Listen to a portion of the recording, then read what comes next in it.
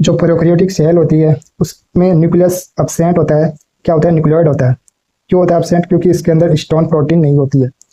जो न्यूक्लियोइड होता है वो उसमें जीनोमिक डीएनए होता है, क्रोमोसोमल डीएनए होता है। और जो बैक्टीरिया और प्रोकैरियोटिक सेल का डीएनए होता है वो डबल स्टैंडर्ड डीएनए होता है।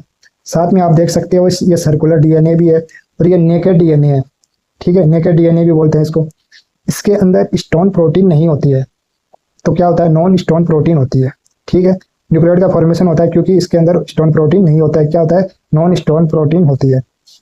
जो प्रोकैरियोटिक सेल होती है उसके अंदर प्लाज्मिड होता है। प्रोकैरियोटिक सेल के अंदर प्लाज्मिड होता है और ये जो प्लाज्मिड होता है ये जो जीनोम होता है, जीनोमिक डीएनए होता है, उससे अलग होता है। ठीक है, प्लाज्मिड एक एक्स्ट्रा क्रोमोसोमल डीएनए होता है। ठीक है, जो न्यूक्लियोइड होता है उसके अंदर तो क्रोमोसोमल डीएनए होता है, बट प्लाज्मिड क्या होता है? एक एक्स्ट्रा क्रोमोसोमल डीएनए होता है। यह भी सर्कुलर होता है और यह भी डबल स्टैंडर्ड होता है।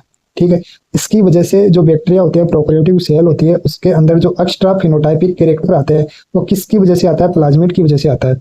ठीक है, और ये एक नॉन जीनोमिक डीएनए होता है, नॉन जीनोमिक डीएनए। ठीक है, नॉन जीनोमिक डीएनए होता है। तो आप याद रख सकते हो कि प्लाज्मिड में नॉन जीनोमिक डीएनए होता है। अब जो प्रोकैरियोटिक सेल है उसके अंदर जो राइबोसोम मिलता है वो 70S टाइप का होता है। ठीक है, प्रोकैरियोटिक सेल के अंदर फ्लैजिला भी होती है। फ्लैजिला के 3 पार्ट होते हैं। बेसल बॉडी जो नीचे की तरफ होता है, हुक जो बेसल बॉडी एंड फिलामेंट के बीच में होता है, और लास्ट जो टर्मिनल पार्ट होता है वो क्या होता है? फिलामेंट होता है। और जो प्रोकैरियोटिक सेल होती है, ठीक है, उसके अंदर जो सेक्सुअल रिप्रोडक्शन होता है वो किस टाइप का होता है? जेनेटिक रिकॉम्बिनेशन के द्वारा होता है। तो जेनेटिक रिकॉम्बिनेशन में जो हेल्प करता है वो कौन सी स्ट्रक्चर होती है?